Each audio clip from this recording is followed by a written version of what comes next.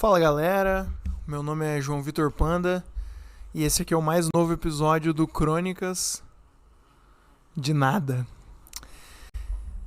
Vocês sabem que muitas vezes, para fazer o que a gente precisa fazer, o que a gente se compromete a fazer, precisamos de impulso, precisamos de motivação, precisamos realmente ser governados por forças superiores, de alguma forma. Vejo muito esse debate online aí, né? O pessoal falando, não, a disciplina é o que te faz não depender de motivação, porque a motivação ela pode vir, pode vir e pode ir. Mas a disciplina, pro disciplinado, ela tá sempre ali, te mantendo constante. E, bom, a audiência desse programa aqui sabe que por vezes eu já tô no ritmo de gravar episódios sempre. E eu gravo um episódio porque gravar um episódio é a coisa natural a se fazer. Mas tem vezes que eu preciso de impulsos. Impulsos iniciais que vão me governar, me motivar a... lá vai ele. Lá vai ele no seu carro branco. Vocês já vão entender quem é ele. Que me governem a gravar. O último episódio desse programa, lançado logo antes desse, é um episódio que tem 8 horas e 50 minutos de duração. É um projeto longo que eu fiquei fazendo, produzindo, idealizando, confeccionando com todo amor e carinho. Mais ou menos de novembro de 2025 até o final de janeiro de 2026. Então, precisei aí de um periodinho de repouso, né? Onde muitas vezes várias coisas me impulsionaram a quase gravar um episódio do Crônicas de Nada. E eu quase gravei várias vezes, juro pra vocês. Mas hoje eu já tava motivado a gravar. Eu tive um boost na minha disciplina aí nos últimos meses. No ano de 2025 principalmente. Me tornei uma pessoa mais disciplinada em várias searas, várias esferas, vários universos da minha vida, mas ainda dependo de motivação para algumas coisas, né? E caramba, a motivação poética que me trouxe a começar o episódio de hoje, por mais que eu quase já ia gravar ele por outras razões, foi o seguinte: eu atualmente resido numa residência que está localizada na frente de um posto de gasolina. Certo? Um posto Shell amplo, cinzento, um pouco avermelhado, um pouco amarelado. E um hobby que eu tenho de vez em quando, tem uma sacada nessa casa que eu tô morando nesse momento, é ficar em pé na sacada ali, observando os personagens do posto de gasolina. Já fiz amizade com alguns personagens recorrentes do posto de gasolina, as meninas que trabalham na loja de conveniência, onde por vezes eu vou ali adquirir um chocolatinho, adquirir um Monster branco no caminho da academia. Isso sim já faz parte do meu ofício. Vou comprar uma batata palha porque eu esqueci de comprar no mercado e tô fazendo alguma comida que demanda uma batata palha. Troco uma ideia com as meninas. Por enquanto ainda não sei o nome de nenhuma, mas eu sei que tem uma que torce pro Corinthians. Porque uma vez ela me viu com a camisa do Fluminense e falou: você torce pro Flamengo? Eu falei: não, pro Fluminense. Nossa, eu sempre confundo. E eu falei: e tu? Aí lá, eu torço pro Corinthians. E aí ficamos trocando uma ideia. Inclusive no dia que eu fui fazer o vestibular, nossa, já tá muito Crônicas de Nada isso aqui, porque eu tô enfiando uma coisa dentro da outra. E inclusive eu não sei se eu falei disso no episódio paterno, que foi o episódio anterior, mas vamos lá. Eu ia fazer a primeira fase do vestibular da UFPR e aí eu precisava de uma caneta preta. E eu tinha comprado uma caneta preta para esse propósito. Só que ela arrebentou dentro da minha bolsa. Estourou. E a minha bolsa ficou toda cheia de tinta preta. Enfim, né? Uma caneta esferográfica adequada à realização da prova. Tudo mais e tal, e coisa vai e coisa vem. Aí, nisso que eu percebi que a caneta tinha estourado, já faltava, vamos supor, 1 hora pra prova. Pra fechar os portões da prova. E eu não tinha uma caneta. Um item essencial pra realização da prova, né? E era um domingo. Eu falei, bom, vou agir com muita calma, que é como eu sempre ajo, e vou resolver essa situação. Nem sempre resolvo. quando eu me ponho em estado de calma e busco resolver uma situação, nem sempre eu resolvo essa situação, mas eu sempre mantenho a calma. Aí eu falei, porra, vou lá conversar com a minha amiga no posto, ver se ela tem uma caneta pra me ajudar, pra me vender de repente, né? E era a minha amiga corintiana. Nossa, inclusive tem uma outra... Isso foi muito triste. Fui comprar um salgado ali no posto, bateu uma... Eu tinha chego de viagem e tava numas de comer um salgado pra só comer um almoço rápido e ir pra academia. Aí eu fui ali comprar um salgado, a moça que me atendeu, uma das figuras recorrentes ali também da loja de conveniência, caramba, ela tava trabalhando e jogando no Tigrinho. Puxa vida, né? É realmente uma epidemia aí de vício em aposta, em jogos online, em cassinos online, que estamos vivendo no Brasil. Ela tava ganhando dinheiro com o suor do seu trabalho, como atendente do posto de gasolina, da loja de conveniência do posto de gasolina, e perdendo dinheiro na mesma medida, jogando num cassino online, ao vivo. E eu tava testemunhando aquilo ali, enquanto ela requentava pra mim uma deliciosa coxinha de frango, pra eu degustar com uma Coca Zero. Aliás, voltei a tomar refrigerante também. Acho que eu não tinha dito isso aqui ainda no Crônicas de Nada. Voltei a tomar refrigerante, porque eu sou muito encantado por coisas zero. Tem gosto, tem sabor e não tem caloria. Caramba, fantástico. Mas no dia que eu tava fazendo o vestibular, a primeira fase do vestibular, que aliás eu fiquei na lista de espera da segunda fase e não passei. Achei que eu conseguiria passar, mas não passei. Inacreditável. A primeira vez que eu passei no vestibular da UFPR, a segunda fase tinha textos muito divertidos pra escrever. E eu acho que eu sou muito bom em escrever textos divertidos. E aí eu passei. A segunda fase, os textos a se escrever não eram divertidos. Era um resumo, era uma coisa analítica. E eu acho que eu sou muito pior pra esse tipo de texto. E aí, sem a diversão, eu não passei. Mas na primeira fase eu passei. E como eu passei? Indo no posto em busca de uma caneta. E a minha amiga que torce pro Corinthians, que trabalha ali na conveniência do posto, cheguei e falei, guria, tu não vai acreditar, tenho cerca de 50 minutos pra chegar no lugar da minha prova, que eu vou fazer vestibular, e a minha caneta estourou na minha bolsa e tá inutilizável, eu preciso de uma caneta preta, daquelas transparentes, tu não tem uma aí pra me vender, ou de repente pra me emprestar, eu te trago de volta? E ela foi super querida, nossa, ela é uma diva, né? Ela falou, não vende caneta aqui, mas deixa eu ver, porque a gente tem o escritório, a sala de gerência do posto ali atrás, eu vou ver se não tem uma caneta, eu te arranjo. Ela foi, olhou caneta por caneta, abriu gaveta, olhou as que estavam no balcão ali da conveniência e falou, ai amigo, não vou ter como te ajudar. Falei, querida, não te preocupa, vai dar tudo certo. Muito obrigado pelo teu amparo e tamo junto. Bom domingo pra ti e eu vou lá lutar essa batalha. Porque a minha vida é assim, né, galera? Uma batalha após a outra. Aí eu chamei um Uber, pra não chegar atrasado na prova, né? E tava contando pro Uber esse meu desterro que eu vivi, né? Nessa minha busca por uma caneta. E qual que foi a minha lógica? Chegar no lugar da prova o mais rápido possível, que daí... Igual em porta de show, que os caras vendem capa de chuva, eu pensei, não é possível que na porta do vestibular não vai ter ninguém vendendo uma caneta. Nem que eu tenha que pagar R$60 numa caneta, mas eu vou fazer essa porra dessa prova. Ou eu não me chamo João Vitor Panda, da Silva Sauro. Kirten. Aí, eu entrei no Uber, tava contando todo esse meu desterro, tava gemendo e chorando nesse vale de lágrimas, quando de repente o Uber bota a mão no que eu suponho ser uma bolsa no banco do carona, de lá ele tira uma caneta esferográfica preta e bota pra trás e fala, toma, pode ficar. Vai lá e faz essa prova. Falei, meu irmão, como que tu tá com uma caneta preta, munido de uma caneta preta aí tão fácil? E ele me explicou, eu ia fazer uma prova de concurso hoje, só que o pneu do meu carro furou. E daí eu já sabia que não ia dar tempo. Eu tava, tipo, meio em cima do laço, assim. Se eu saísse na hora que eu tinha que sair, ia dar tempo. Mas quando eu fui sair, eu vi que o pneu tava furado. E daí eu pensei, bom, perdi a prova, não vai dar tempo, tá tudo certo. Vou trocar o pneu e eu já sou Uber. Vou rodar no Uber, vou trabalhar aí pra dar uma distraída na cabeça, pra me sentir produtivo.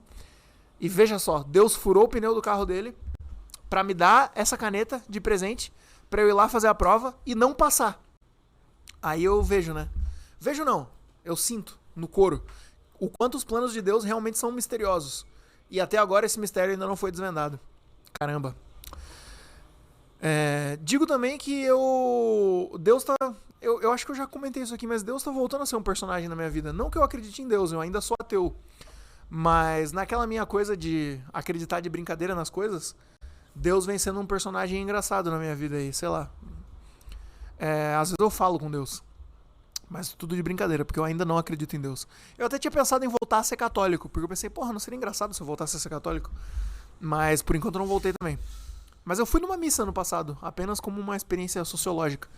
E começo do mês... Que dia que vai ser? Bom, algum dia aí eu e a Júlia combinamos também de ir num culto evangélico. Vai ter um grande culto evangélico. Porque a Júlia também é dessas, né? Ela vai fazer um experimento aí artístico, antropológico, sociológico, de frequentar igrejas evangélicas e fazer registros sobre isso. E depois ela vai ver o que ela faz com esse material. Provavelmente alguma obra de arte ou alguma... sei lá, alguma escrita aí. Ela tá escrevendo bastante.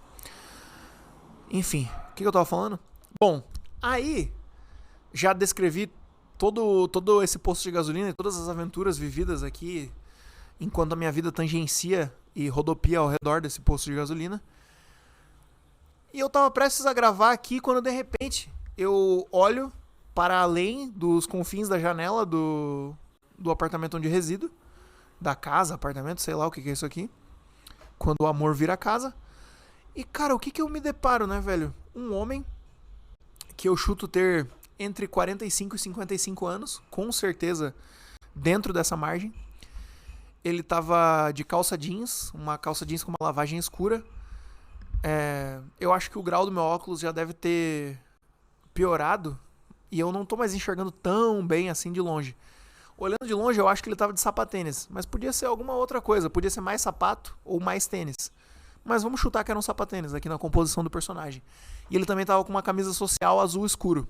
Ele era um homem grisalho, mas nem tanto. Os cabelos grisalhos já começavam a invadir a cabeça dele, mas ainda não tinham ocupado o seu couro cabeludo em toda a sua totalidade. E esse homem, ele tava numa parte lateral aqui do posto de gasolina, que é a face do posto diante da minha residência. E ele estava sentado numa espécie de meio fio que tem nessa parte lateral do posto, que vai indo em direção aos fundos do posto de gasolina, que é um lava rápido que está fechado no momento. Suponho que ele tinha escolhido, e ele estava sentado ali. Suponho que ele tinha escolhido esse lugar porque era um lugar um pouco mais reservado. Uma parte ali em direção aos fundos de um posto de gasolina. E para que ele precisava de um lugar reservado? Para sentar nesse meio fio com um cigarro. Eu acabei de ver isso que eu tô falando. E ele acabou de ir embora. Eu falei quando ele tava indo embora. Quem ouviu, ouviu. Quem não ouviu, não ouviu. Com uma lata de Brahma. Ele tava sentado com as pernas bem abertas. Uma lata de Brahma no meio das suas pernas. Um cigarro aceso no meio dos seus dedos. Ih, tá entrando um cara com a camisa do Botafogo no posto agora. É uma camisa do Botafogo? Eu nunca sei de longe se é uma camisa do Botafogo, se é uma camisa do Atlético Mineiro, se é uma camisa da Juventus. Do Juventus, né? Da Itália. Mas era alvinegra com listras verticais aqui. Tá saindo uma garota do posto agora. Ela tava de branco. Eu achei que podia ser o... Não é branco o uniforme das minhas amigas ali. Enfim, ela não trabalha no posto. Não é uma pessoa que eu conheço. E, cara, esse senhor que tava fumando e bebendo, ele tava chorando. Tava aos prantos ali, tipo, de cabeça baixa. E eu fiquei reparando, fiquei olhando ele assim, né, por um tempo. Até apaguei a luz aqui pra ele não ver que eu tava olhando ele, mas eu fiquei um pouco fascinado, assim, né? Porque você vê um desconhecido chorando à distância e melhor, né? Com a delícia do voyeurismo, porque ele não sabia que eu tava olhando ele chorar. E eu fiquei um pouco hipnotizado pela visão dele chorando. E eu olhei e falei, caralho, né, cara? Porra, o que será que aflige esse homem? Que questões martelam o seu crânio? Que aflições corroem a sua alma? Meu Deus, fiquei intrigado demais. E eu juro, acabou de acontecer. Eu comecei a gravar isso faz 14 minutos, ele levantou dali faz 15. Caramba, e eu fiquei petrificado observando aquele homem e eu falei... O que será que eu faço agora? Porque eu queria contar pra alguém que eu tô vendo isso, porque realmente é uma visão interessante, né? Eu falei, eu acho que eu vou tirar uma foto e mandar pro Evaldo no WhatsApp. Falar, mano, olha o que tá acontecendo. Porque eu e o Evaldo, a gente fica o dia inteiro conversando sobre coisas pitorescas e malucas. Sábado ele tava me mandando foto de um pudim que ele tava fazendo. Enfim, tem dias que a gente interage bastante, tem dias que a gente não interage nem um pouco. Podia mandar pra Júlia, podia mandar pra minha irmã. Mas eu pensei, e se eu pegasse o computador, conectasse o microfone nele e começasse a descrever essa cena na minha frente? Eu já ia gravar um episódio do Crônicas de Nada, que é um programa sempre gravado com emoções muito reais, muito imediatas, muito A flor da pele, né? O Crônicas de Nada é um programa à flor da pele. Quem conhece sabe. Falei, não seria interessante se eu começasse esse programa, que eu já ia começar de um jeito ou de outro, narrando essa cena na minha frente enquanto ela se desenrola? No que eu apoiei o computador num banquinho, abri... Ó, tá saindo o cara. Eu acho que é uma camisa do Botafogo mesmo. Vira pra cá, safado. Será que é do Botafogo? É uma camisa 10. Bom, acho que é do Botafogo.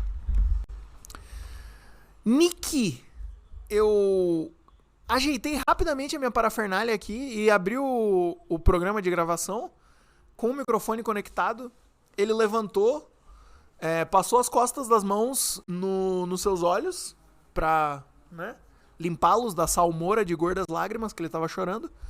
Matou num gole a cerveja que ele tava tomando e... apagou o cigarro ali no meio fio, jogou. E foi caminhando em direção às lixeiras do posto pra descartar a sua latinha de Brahma. E eu fiquei acompanhando ele com o olhar, pensando, filho da puta, olha lá, vai entrar no carro e vai embora, dirigir com uma latinha de Brahma na mente, e vai embora daqui, e não vai me deixar gravar enquanto eu tô vendo a cena, vou ter que gravar pós-cena. E foi embora no seu carro, enquanto eu começava o presente episódio. E vamos lá, né? Agora que já estamos aqui, vamos ter que falar mais.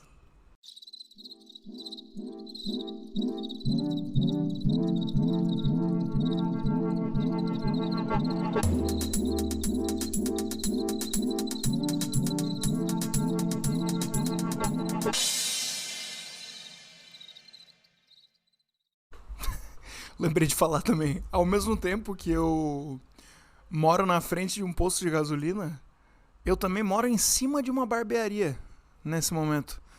E tem uns personagens do bairro aqui que são muito divertidos. E um deles se relaciona com a barbearia de forma muito íntima. Tem um cara que ele passa com um latão de Brahma na mão. Ó, esse programa não é patrocinado pela Brahma, tá? Aliás, nem poderia ser. Porque ninguém me mandou mensagem também, primeiramente. Mas a última vez que eu tomei Brahma, eu tomei e falei, caramba, não tá tão gostosa assim. Não sei, vai ver que a culpa é minha. Eu também concluí, a última vez que eu tomei Brahma foi direto da latinha. Mas eu concluí de uma vez por todas que eu acho que eu não gosto de tomar cerveja direto da latinha. Caramba, eu acho que eu sou um cara que prefere servir a latinha num copo e tomar a cerveja no copo mesmo. Não sei, as últimas vezes que eu tomei a cerveja direto da latinha, eu fiquei muito com isso na cabeça. Eu fiquei tipo, poxa, eu adoraria ter um copo agora. Mas enfim, né? Tem um cara que ele passa todo dia. Os dias que ele não passa, eu fico um pouco chateado. E ele sempre passa de manhã. E eu não tô dando aula de manhã nesse momento. Tem uma aula que eu tenho que é 11 horas da manhã. Aliás, nem contei pra vocês aqui, né? Meus bestes do Crônicas de Nada. Mas eu saí da escola que eu trabalhava. Tô trabalhando numa outra empresa agora. Também educacional, fazendo vários serviços educacionais aí, né? Não apenas dando aula, mas agora eu trabalho numa empresa que presta serviços educacionais e serviços de linguagem. Então, precisando de linguagem, fala comigo. Tá ligado? Breve mais informações aí. Enfim, aqui pra vocês, sempre que eu tô dando aula eu falo... Quando eu dava aula em escola, né? E eu tinha alunos adolescentes que às vezes me achavam no Instagram ou no TikTok. Eles falam, meu teacher... Nossa, eu te achei no meu TikTok. Meu, e tu tava num vídeo lá falando não sei o que, não sei o que. Eu cortava meu aluno e falava, fulano ou fulana, dentro dessas paredes aqui, eu sou apenas teu professor. Meu, mas eu achei muito legal o vídeo tal que tu falou tal coisa. Eu falei, Nananina não. Aqui eu sou seu teacher. Eu sou seu teacher. Abra seu livro na página 50. Tá ligado? Meu Deus, onde eu tava? Enfim, aí, geralmente quando esse cara passa por aqui com o seu latão de Brahma, eu tô lendo meu livrinho. Eu acordo, tô com essa rotina aí. Acordo, não mexo no celular. Porque acordar e já ir direto pro celular é um buraco sem fundo, né? Já começa o doom scrolling, como dizem as más línguas, e aí o teu dia já tem grande chance de ir pro vinagre. Então eu acordo, passo meu café com calma. Vou falar pra vocês, se eu tô me sentindo um pouco mais soltinho, faço até um alongamento. Vou falar bem a verdade. Aí, inclusive eu e a Júlia, a Júlia que trouxe isso, né? Eu lembrei porque quando eu acordo eu também olho pra minha vista. O que é a minha vista? É um cartaz que eu imprimi e colei atrás da minha porta. E a Júlia, ela no começo do ano falou assim, vamos fazer um vision board? Eu falei, amor, o que é um vision board? Aí ela me explicou, né? É um negócio pra tu visualizar pessoas que te inspiram, coisas que te inspiram, metas que tu tem no ano, de maneira visual. E daí tu olha pra aquilo e tu fica inspirado, tu lembra de coisas que te inspiram, tu lembra dos teus objetivos. E ela não tava chamando de vision board, ela falou, mas pra não ficar chamando em inglês, vamos chamar de vista. Eu falei, caramba, gostei, vista. Aí ela me mostrou a vista dela, que ela tinha feito e imprimido, ela colou dentro do guarda-roupa dela. Nesse momento eu e a Júlia não moramos juntos, mas vamos ver como vão ser os próximos momentos.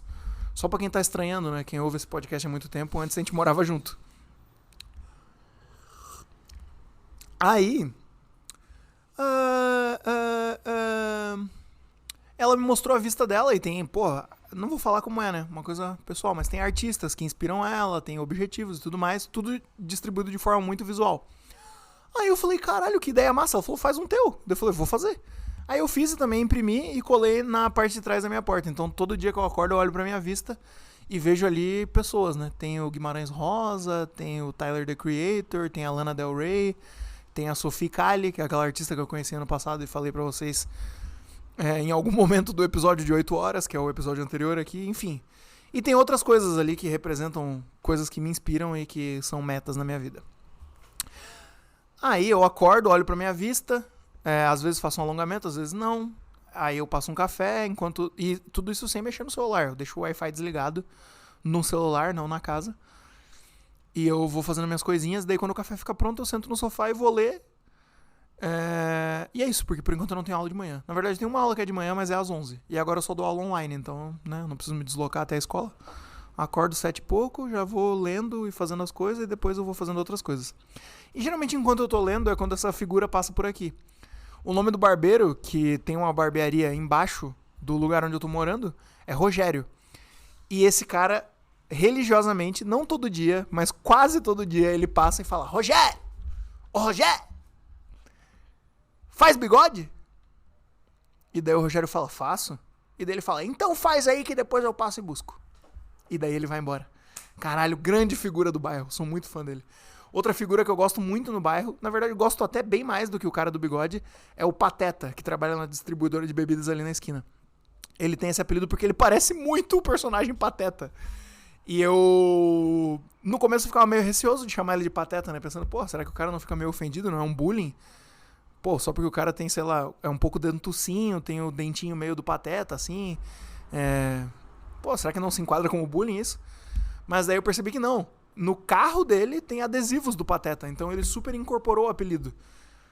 Talvez tenha sido a mesma trajetória que eu, né? Começaram a me chamar de Panda porque eu era uma criança gorda que fazia Kung Fu. Já contei essa história aqui no podcast em algum momento. E eu lutei contra o apelido e daí o apelido pegou. E depois eu absorvi o apelido e transformei em nome artístico, né? Agora o meu nome é João Vitor Panda, registrado em cartório. De repente o Pateta também passou por isso, né? E, cara, o Pateta é muito figura. Não apenas porque ele se parece o Pateta e porque ele foi espirituoso o suficiente pra ter adesivos do Pateta no carro dele, mas porque, sempre que eu vou comprar um refrigerante, uma cerveja ali na distribuidora, ele é sempre muito querido. Ele fala, e aí, estão lá ainda? Eu chego pra ele e falo, e aí, Pateta, beleza? Ele fala, beleza é o que me falta. Eu gosto muito dessas frases de tiozão. Sempre que eu chego, o meu padrasto, o Chico, eu chego pro Chico e falo, e aí, Chico, beleza? Ele fala, um pouco é maquiagem. Eu falo, caralho, mano, que charme. Espetáculo. Pra mim isso é show de linguagem, tá? Vou dar mais um gole no meu café. Meu Deus, onde é que eu tava? Tá, as figuras do bairro... não tinha começado a falar muito mais do que isso, né? Não tinha começado a desenvolver ainda. Mas enfim, as figuras do bairro e tudo mais. Só pra dizer que eu vou gravar esse episódio inteiro. Agora eu já posicionei uma cadeira virada pra direção da sacada, que é a direção que tá o posto de gasolina. E agora eu vou gravar o episódio inteiro olhando pro posto de gasolina e vendo se aparece mais alguma figura inusitada aí, né? Se alguma das moças do caixa que eu conheço vão passar por aí. Foda é que agora tem a moça que eu sei que torce pro Corinthians E a outra moça na minha cabeça é a moça que joga no Tigrinho, tá ligado? Mas ela também é super querida e super fofa comigo. Não queria registrar ela na minha cabeça como uma moça que joga no Tigrinho. Perguntar o nome dela, de repente, era uma boa, né? Enfim. Quando eu disse que eu tinha coisas pra falar, que quase me fizeram gravar um episódio, eu inclusive postei no Instagram isso, faz umas semanas. Foi um pequeno acontecimento que me aconteceu e que me deu uma ideia, e daí eu pensei, bom, o Crônicas de Nada é onde eu falo sobre as minhas ideias, né? E, não sei, converso sobre criatividade, sobre pensar nas coisas. E eu tenho conversado muito com os meus amigos sobre ideia. Eu vi alguém falando que ter ideia não adianta de nada, né? Tipo, às vezes tu pensa assim, eu sou uma pessoa cheia de potencial, que tem várias ideias legais, mas, porra, se eu tivesse uma oportunidade, se eu conseguisse não sei o quê... ter ideia não adianta de nada, mano. Assim, todo mundo tem ideia. Você não é especial porque você tem ideias. O especial é você conseguir realizar suas ideias, sabe? Com os recursos que você tem. Isso sim é legal, é especial. E não digo isso pra te paralisar, pra você pensar, meu Deus, eu não sou especial, então não vou fazer as coisas. Não. É pra ser motivador, né? A ideia todo mundo tem. Pô, normal, você é uma pessoa. Você quer ser diferente dos outros? Você quer ser mais que os outros? Eu não. Eu tenho ideias igual todas as outras pessoas. Eu quero apenas ser igual às pessoas que executam as ideias delas. Quero executar as minhas. E quero que você execute as suas também. Combinado? Também conversei com a minha irmã hoje sobre câncer de próstata. Eu vi um vídeo semana passada. Era alguém com câncer de próstata ou algo assim. Sei que em alguns momentos da semana passada eu tava com medo de ter câncer de próstata. E a minha irmã estuda medicina, né? E qualquer coisa do corpo humano eu sempre falo com ela, né? Falo, Betina, porra, tô com uma dor não sei aonde. Mando foto da unha que tá toda fodida. Falo, porra, o que eu faço com essa unha aqui, Betina? Caralho. Que remédio que eu compro? E minha irmã é, porra, um anjo na minha vida. Estamos sempre trocando figurinhas. E daí eu falei isso pra ela hoje. Falei, caralho, semana passada eu tava com medo de ter câncer de próstata. Porque ela, na faculdade, tava atendendo alguém no hospital da faculdade lá que tinha câncer de próstata. Ela tava me contando o dia dela e eu tava respondendo de acordo, né? Com o que eu podia responder. Eu falei, tu tava atendendo um cara com câncer de próstata? Semana passada eu tava com medo de ter câncer de próstata. Ela falou, por que eu tava com medo de câncer de próstata? Eu falei, porra, doença miserável, né? Câncer, caralho. Doença horrorosa. E eu sou homem, né? Um tipo muito comum de câncer nos homens é câncer de próstata. Aí eu falei isso pra ela. Ela falou, mas tu não tem diabetes, né? Quem tem diabetes tem mais chance de ter câncer de próstata. Eu falei, o quê? Não fazia a menor ideia que tinha uma associação que tinha a ver o cu com as calças. E daí ela me explicou, mas eu já não tô tão lembrado da explicação. Quer dizer, ela não deu uma explicação elaborada também. Foi só no meio da conversa ali. E eu acho que tem uma relação entre câncer de próstata e diabetes. E ela falou, não, mas tendência genética tu não tem. O teu pai, o teu avô não tinham. Câncer de próstata é mais tendência genética. É só tu se cuidar, buscar ser um cara saudável. Quando chegar a tua hora de fazer o exame. E galera, se tem um cara que não tem problema em enfiar coisas no cu, esse cara sou eu. Então vamos lá. Quando chegar a hora do proctologista fazer o exame, vambora. Não tô falando que eu vou gostar também, né? Quem que gosta de fazer exame? Fazer exame não é pra gostar, é pra ficar saudável. Então o bagulho é fazer exame. Vamos lá, quando chegar a hora do doutor estimular minha próstata, não, né? Averiguar a minha próstata, investigar a minha próstata. Doutor, faça o seu trabalho. Só diz em que posição tu quer que eu fique, de 4, de frango assado, de lado, e eu fico. Combinado? Combinado. Onde é que eu tava mesmo? Ideias, enfim. Isso mesmo. Eu tô escrevendo um livro agora. A quem interessar possa. É um projeto que eu já falei aqui em algum episódio perdido. É um livro que vai se chamar, se tudo der certo, O Perpétuo Verão, de Joaquim Graúna. E tem muitas particularidades sobre esse nome que eu vou desenvolvendo mais. Quando eu for lançar o livro, eu vou contando essas coisas aí. Inclusive, eu já dei um spoiler desse livro aqui no Crônicas de Nada, porque eu já tenho uma ideia do que eu quero que seja o final. Então, quem já tomou esse spoiler, eu espero que tenha esquecido, pra vocês comprarem o livro e me darem dinheiro. Tá ligado? Porque quanto mais dinheiro eu tiver, mais coisa eu vou ter tempo de fazer. Quem gosta de ouvir e assistir as coisas que eu faço e ler as coisas que eu faço, tenham isso em mente. Podem jogar dinheiro na minha direção. Enfim, aí eu tava terminando o primeiro capítulo desse livro e eu vou meio que dar uma sinopse aqui. Meio que contar o que acontece no primeiro capítulo, porque daí eu não tô dando spoiler do livro, né? Inclusive, uma dificuldade minha com esse livro, enquanto eu ainda tô nessa fase de elaborar, e eu tô entendendo qual que é o meu processo de escrita e tô me divertindo bastante. A primeira coisa do processo, já falando sobre o processo, porque aqui é assim, um assunto na frente do outro, é que escrever é ler.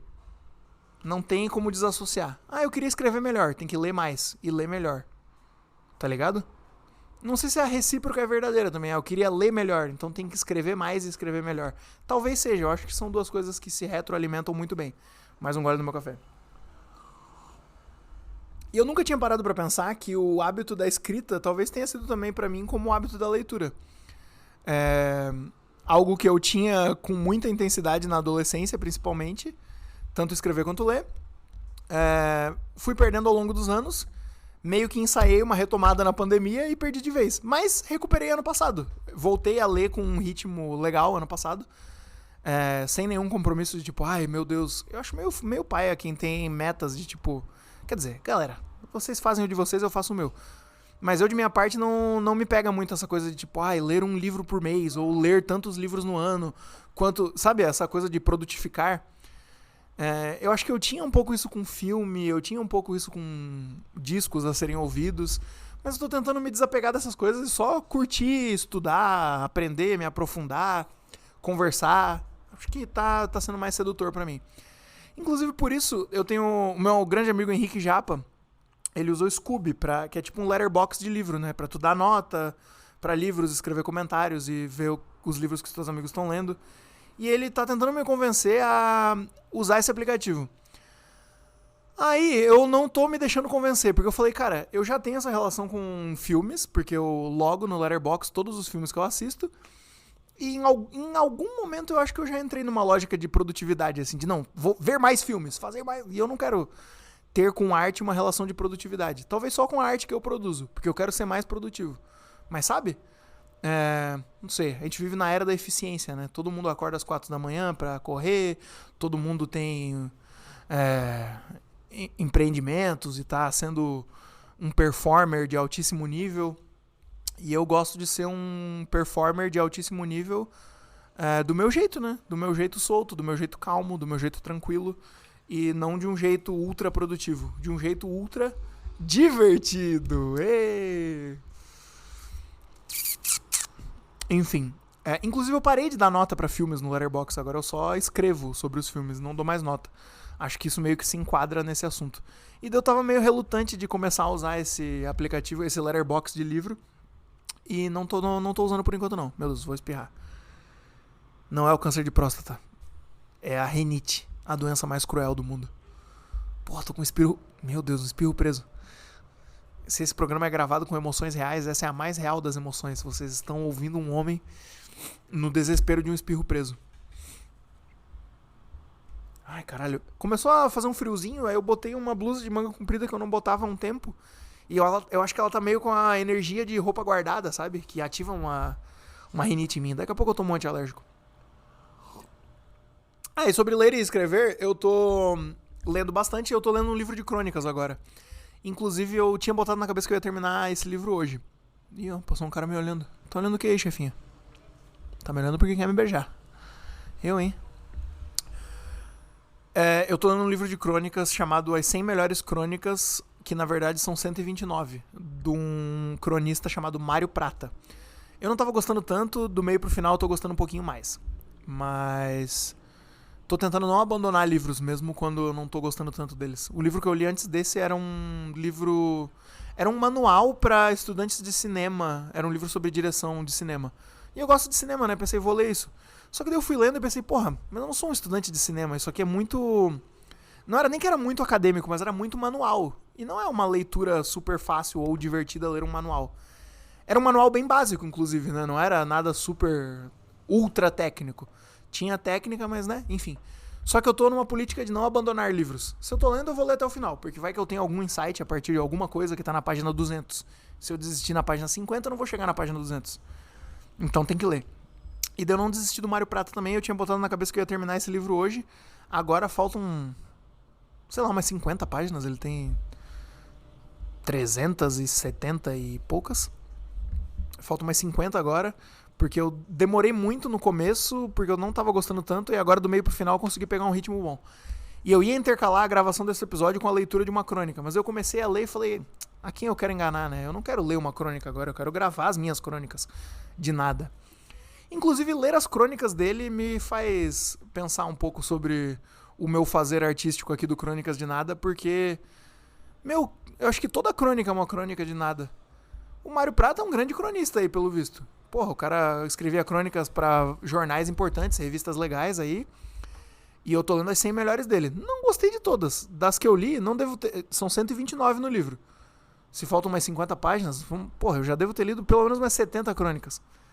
Eu devo ter gostado pra valer de umas 25 ou 30, assim. Só que eu tô achando bem inspirador, no sentido de que muitas vezes ele tá escrevendo crônicas sobre nada, assim. Tem horas que eu tô lendo e eu tô sentindo a pressão dele de tipo, meu Deus, eu tenho que entregar um texto pro jornal essa semana e eu não sei sobre o que escrever. E daí ele vai lá e escreve sobre qualquer coisa. E esse é um aspecto legal da escrita dele, conseguir extrair reflexões divertidas sobre o cotidiano. E eu penso que esse é um pouco o meu fazer artístico também, né? Aqui no Crônicas de Nada e inclusive no livro que eu tô escrevendo, que se chama O Perpétuo Verão de Joaquim Graúna.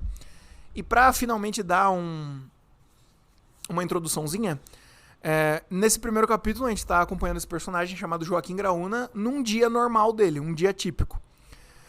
Qual que era a minha ideia com esse livro? Eu não sabia, eu tava com um problema de que era um livro que não tinha uma sinopse pronta, assim, sabe? Eu pensei, meu Deus, ninguém vai ler essa porra se eu não conseguir resumir em poucas frases o que é essa história, né? E eu tava com um pouco com isso na cabeça também. E eu acho que explicar mais ou menos o que acontece no primeiro capítulo, meio que talvez seja uma sinopsezinha. O Perpétuo Verão de Joaquim Graúna é um livro sobre um homem chamado Joaquim Graúna, que nasceu num lindo litoral, numa linda ilha, e agora ele mora numa megalópole gigantesca. E a gente acompanha um dia na vida dele, nessa megalópole gigantesca, nesse primeiro capítulo. Quem ouve muito esse programa pode pensar que esse livro é meio autobiográfico. E eu acho que, de certa forma, ele é meio autobiográfico. Mas eu acho que ele é bem pouco autobiográfico, na verdade. Porque eu sou uma pessoa que nasceu numa ilha pequena e mora numa cidade grande, mas eu não quero que o livro seja completamente autobiográfico. Eu acho que, sei lá, esse meu ponto de vista é só um ponto de partida. Não é pra ser super autobiográfico. É bem exagerado, não tem muito a ver com a minha vida. É mais pegar sentimentos que eu sinto e exagerar eles e extrapolar e ir encaixando as minhas reflexões sobre arte, sobre cotidiano, sobre vida lá dentro desse livro. A gente tá acompanhando um dia na vida dele e ele tá tendo um dia normal. Ele não é um dia horrível, especialmente horrível, é um dia normal. É um dia onde ele se sente meio no meio do caminho, assim, sabe? E ele se sente no meio do caminho também entre um homem e uma máquina. Grande parte da reflexão desse primeiro capítulo é o quão máquina ele é, o quão pessoa ele é, o quão máquina são as pessoas ao redor dele e o quão pessoas são as máquinas ao redor dele. Tudo com um tom divertido, assim. Eu li ano passado O Homem Duplicado, do Saramago, que é um livro muito engraçado, muito divertido, e meio que esse é meu norte na cabeça, assim. Eu quero que tenha um tom parecido com O Homem Duplicado. No sentido de que, beleza, é pra ter umas piras meio pseudo-filosóficas, provavelmente não, definitivamente não tão boas quanto as do José Saramago, né? Porque o cara é um mito da literatura mundial e eu sou um cara escrevendo o seu primeiro livro. Então, né? Tô no papel de pessoa inspirada. Tô, como dizem todos os discursos de formatura, eu tô subindo no ombro de gigantes pra enxergar mais longe. Mas o que eu tenho em mente é isso. Porque, não sei se descrevendo assim parece uma coisa muito séria ou muito se levando a sério. Ai, o homem meio máquina, meio não sei o que, crítica à tecnologia. Meio que tem tudo isso lá, mas eu não sei, o meu fazer artístico e literário, por enquanto não é um fazer super sisudo ou denso. Eu acho que o meu fazer literário ele é verborrágico, maluco e divertido, eu espero. Igual O Homem Duplicado, me inspirando no Homem Duplicado, um grande livro do José Saramago que eu li ano passado. Eu já tava com essa ideia na cabeça há muito tempo, mas eu não tinha começado a escrever. Agora eu comecei a escrever formalmente e terminei o primeiro capítulo. Enfim, a gente tá acompanhando esse dia dele nessa megalópole, e eu queria que em algum momento desse primeiro capítulo, após a gente ver a rotina dele, ver esse estado dele, meio máquina, ele ter um gatilho com alguma coisa e largar tudo e ir pra cidade dele. Sabe? Mas eu não sabia se eu queria que ele fosse pra cidade dele morar lá. Ou, sabe, voltar pra cidade dele. Eu queria que ele, não sei, sentisse saudade de casa ou sentisse saudade de quem ele era e voltasse de alguma forma pras origens dele, pra viver uma aventura lá. E eu decidi terminar o capítulo porque eu sempre falo que eu acho... Bom, uma das pessoas que tá... Vou entrar numa grande tangente aqui já, tá? Avisando vocês. Uma das pessoas que tá na minha vista de pessoas que me inspiram é o Anthony Bourdain.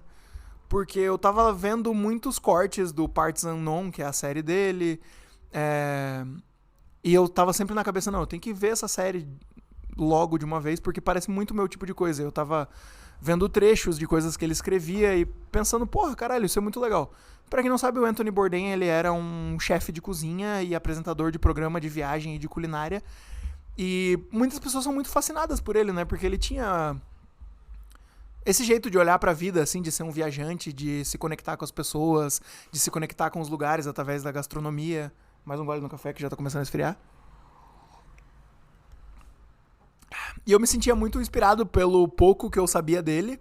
E eu decidi botar ele na minha vista também pra me forçar a assistir de vez a série dele, que é o Parts Unknown. E eu vi o primeiro episódio semana passada e achei muito bom e com certeza eu vou continuar assistindo. Mas vamos lá. Aí, eu tinha... O Anthony Bourdain, ele tem muito uma coisa... Eu não sei se ele fala abertamente sobre isso, mas eu acho que eu fiquei com essa ideia a partir de coisas que eu vi dele.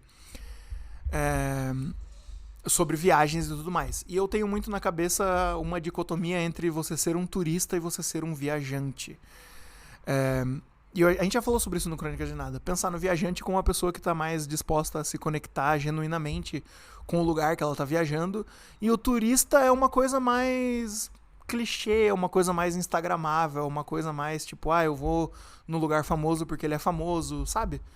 Enfim, pra tirar uma foto foda e não sei o quê. Não que você não possa ir no lugar famoso pra tirar uma foto foda. Eu adoro ir em lugares fodas, tirar fotos fodas. E às vezes os lugares mais turísticos são lugares super interessantes do lugar, né? E são turísticos justamente por isso. Mas o turista, ele também cai em armadilhas de turista. Coisas que, porra, é só pra enganar só pra enganar turista. Não pra um viajante que tá buscando se conectar com aquele lugar ou com aquela cultura e tudo mais. Enfim, isso eu tenho muito como ideias soltas na cabeça. Só que eu também tenho como ideia solta na cabeça a ideia de que você conhecer ou você visitar um lugar a partir da perspectiva de turista provavelmente é uma forma pouco interessante de você visitar um lugar novo que você não conhece. Porque daí você está limitado num escopo limitadíssimo, que é o escopo de coisas turísticas, que é o escopo de coisas instagramáveis. E talvez você perca do local que você está visitando coisas mais profundas ou coisas menos visitadas, coisas mais alternativas que de repente podem ser experiências mais legais. Ou não também. Então eu tinha muito isso em mente. Eu não sou uma pessoa que viaja muito, gostaria de viajar muito mais, quero fazer isso daqui pra frente muito mais. Mas eu acho que você conhecer um lugar novo a partir da perspectiva turística provavelmente é uma forma pouco interessante de conhecer um lugar novo. Agora, e se você conhecer um lugar que você já conhece a partir da perspectiva de turista? Será que não é divertido? Tem um ônibus turístico aqui em Curitiba e eu já falei isso pra Júlia, caralho, vamos um dia fumar um baseado gigante ou comer um cogumelo gigantesco e passear no ônibus turístico? Não seria muito engraçado a gente fazer um tour turístico na cidade que a gente mora há 6 anos? Isso não é uma perspectiva engraçada? Tipo, beleza, vai me levar em lugares turísticos, mas eu moro aqui, tá ligado? Não sei. Eu fiquei muito isso na cabeça. Tipo, talvez a perspectiva de turista seja falha pra você conhecer um lugar novo. Mas se você já mora naquele lugar ou você já conhece aquele lugar muito bem, às vezes você não se deu o trabalho de fazer as coisas típicas de turista. E você vai fazer as coisas de turista com esse olhar de, tipo, meio engraçado, assim, de caralho. Eu tô sendo um turista num lugar onde eu já pertenço. Enfim, eu acho divertida essa ideia. E eu sempre brinco também que eu gostaria de fazer coisas turísticas na minha cidade. Eu acho que tem muito essa coisa, né? Não tem... Eu tenho na cabeça de já ter ouvido pessoas falando assim, eu nasci no Rio de Janeiro, mas nunca visitei o Cristo Redentor. Porque o Cristo Redentor é coisa de turista. E, sei lá, eu nunca tomei o tempo de ir lá de fato, sabe? E eu fico pensando que tem coisas turísticas que eu não fiz na minha cidade. E que eu gostaria de fazer. Eu acho que seria engraçado eu visitar a minha cidade a partir de um ponto de vista de turista. Porque eu já conheço a minha cidade a partir de um ponto de vista de, sei lá, nativo. E aí eu decidi. E se o final do primeiro capítulo, após a gente passar um dia com o Joaquim Graúna, um dia onde ele tá vivendo essa rotina de máquina dele, e se ele meio que tivesse um surto sutil e entrasse numa agência de viagem e comprasse um pacote turístico para visitar a cidade onde ele nasceu. E eu gostei de pensar nisso como fim do primeiro capítulo. E só me faltava o que seria esse estalo. E eu não queria que fosse uma coisa grandiosa, assim, tipo, sei lá, a mãe dele morreu e daí ele vai voltar. Quer dizer, se a tua mãe morreu, tu não vai comprar um pacote turístico pra visitar a tua cidade, né? Tu vai lá no velório de uma vez por todas. E também, livro que começa com a mãe morrendo, já tem o Estrangeiro, do Albert Camus. Que, porra, é um dos meus livros favoritos da vida. Já li 2 vezes. Pouquíssimos livros eu li 2 vezes. Talvez esse seja o único livro que eu já li 2 vezes. Não sei, mas esse livro eu li 2 vezes. Caralho, eu gosto muito do Estrangeiro, do Albert Camus. Grande livro. A Júlia, inclusive, tá com A Praga, do Albert Camus, na casa dela. Vou ter que pegar emprestado qualquer hora. A gente comprou junto, ela leu, mas eu nunca li. E eu gosto muito do Albert Camus. Grande beijo pra ele aí, né? Era o filósofo mais bonito de todos os tempos. Morreu, né? Os bons morrem primeiro. Onde é que eu tava? Enfim, eu queria que fosse uma coisa sutil, uma coisa até meio em aberto, assim, uma coisa que até causasse uma estranheza, tipo, o quê? Só isso? E daí, eu tava no supermercado um dia e eu precisava comprar sabonete, o meu sabonete tinha acabado. Sabonete de tomar banho mesmo, não sabonete de ficar na pia. E eu precisava comprar um sabonete, eu tomei banho de manhã e daí eu fui fazer minhas coisas, daí acabei indo pra academia mais tarde, geralmente eu vou pra academia de manhã. E quando eu tomei banho, eu percebi que o sabonete estava muito pequenininho e estava acabando. Eu falei, eu tenho que comprar sabonete, tenho que comprar sabonete, tenho que comprar sabonete. E a academia onde eu treino, ela fica dentro de um supermercado. Então, né, eu saio da academia e compro coisas. E daí eu saí da academia pensando, tipo... bom, vou pegar uma proteininha pra fazer comida, pegar um macarrãozinho, alguma coisa. Peguei umas paradinhas no hortifruti. Enfim, eu peguei várias coisas e esqueci do sabonete. Porque eu não formalmente anotei em algum lugar o que eu precisava comprar. Eu só... Tipo, eu sei quais comidas tem na geladeira e no armário, eu sei mais ou menos o que eu quero comer hoje, eu sei mais ou menos o que eu quero almoçar amanhã, eu vou escolhendo os ingredientes e daí vou vendo. E eu esqueci do sabonete. E nesse dia eu decidi não ir no caixa de autoatendimento. Eu decidi ir no atendimento humanizado. Que é o caixa do mercado onde você é atendido por uma pessoa, né? Com medos e sonhos e sensações e etc e tal. Eu sempre que eu ia no mercado com a Júlia, eu brincava com isso com ela, né? A gente ficava tipo, a gente vai no autoatendimento ou a gente vai lá? Eu falei, não. Eu olhava pra ela e falava, amor, hoje eu quero ser atendido por uma pessoa com sonhos e medos e... Sabe? Como se eu estivesse falando uma coisa super pretensiosa. De repente eu tava falando uma coisa super pretensiosa, né? Só que eu tava falando uma coisa super pretensiosa de propósito. Ih, tá acabando a bateria no notebook. Vamos na manhã aqui. Enfim, aí eu entrei na fila do caixa normal pra ser atendido por uma pessoa com medos e sonhos e traumas. E tem aquela gôndola, né? Que fica acompanhando a fila do caixa do mercado. Que é a gôndola de produtos pra você comprar no impulso. E daí eu tava acompanhando aquela gôndola ali e tinha salgadinhos e bolachinhas e coisa. E uma coisa que sempre me fascina em supermercado é quando alguém pega algum item e deixa ele de volta na prateleira. Tipo, desiste de comprar aquilo. Só que ela deixa numa outra prateleira aleatória. E daí isso vai criando umas combinações malucas, né? Tipo, sei lá, uma garrafa de água com gás no meio de várias garrafas de óleo de soja. Sabe? Eu acho sempre engraçado pensar que olhar aquele objeto fora de lugar, num meio onde ele não pertence. A Sherry quer falar com vocês. Sherry, minha sobrinha. Pss, pss, pss. Vem cá, Fê. Chefinha.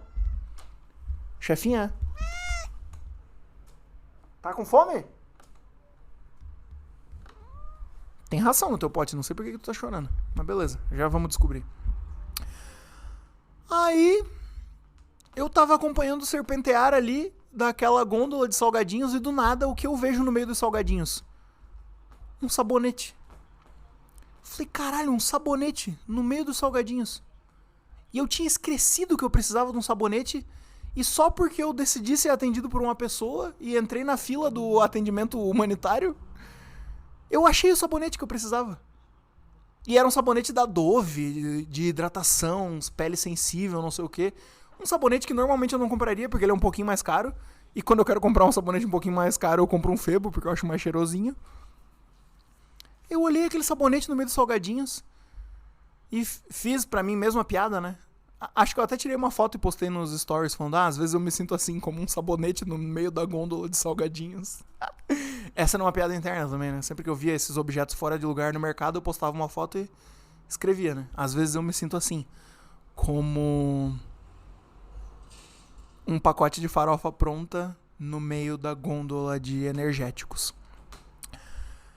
E daí eu olhei aquele sabonete, tirei uma foto e imediatamente peguei ele e botei na minha cestinha. E por causa disso eu decidi que eu tinha... Decidi não, eu tinha como tomar banho. E daí me deu esse estalo. Falei, caralho, vai ser isso que vai acontecer no meu livro. A ideia é que as máquinas estão ali na vida dele, né? Tipo, sei lá, a geladeira fala com ele. Ele tem toda uma vida automatizada na cidade grande, né? E daí a geladeira pergunta se ele quer editar a lista de compras, e ele edita a lista de compras. E depois ele lembra que o sabonete tá acabando e ele bota no celular, que é conectado com a geladeira, que é conectado com o computador, todas as máquinas conversam entre si, que ele precisa de sabonete. E daí ele vai no mercado, o celular dele tem uma geolocalização que percebe que ele tá no mercado e já manda a lista de compras como uma notificação pra ele lembrar. Aliás, podia ter algum aplicativo de lista de compras que faz isso, né?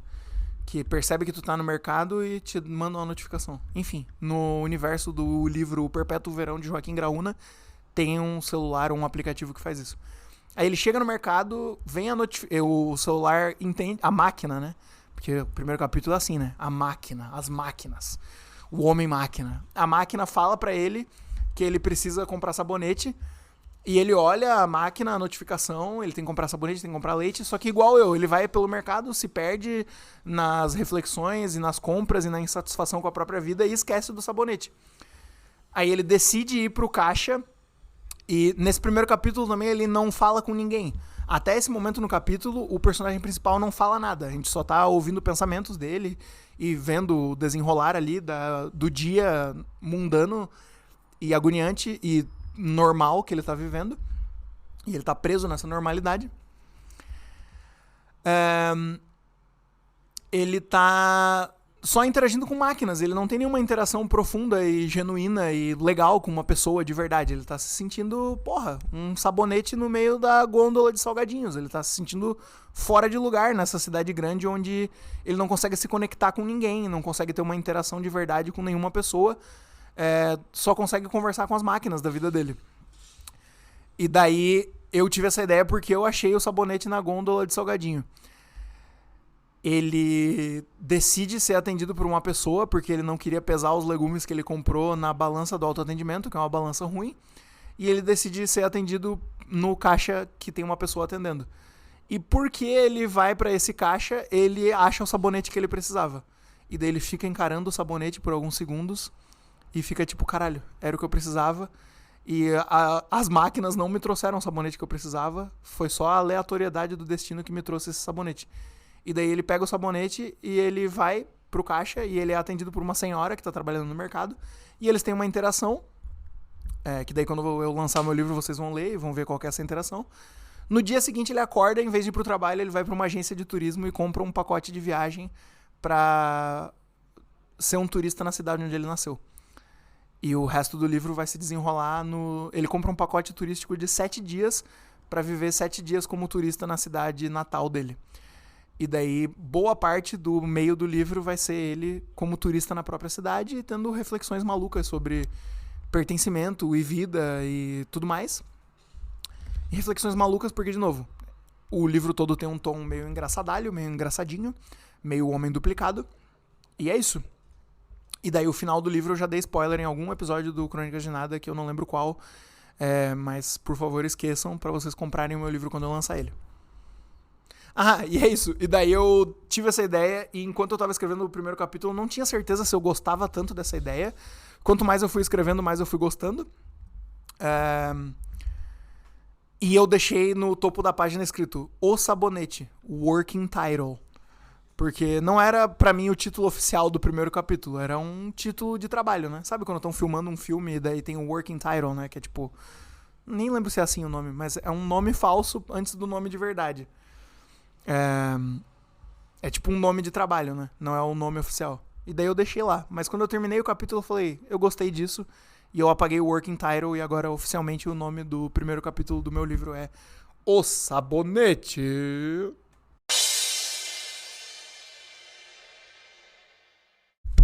Bom, é isso aí, pessoal.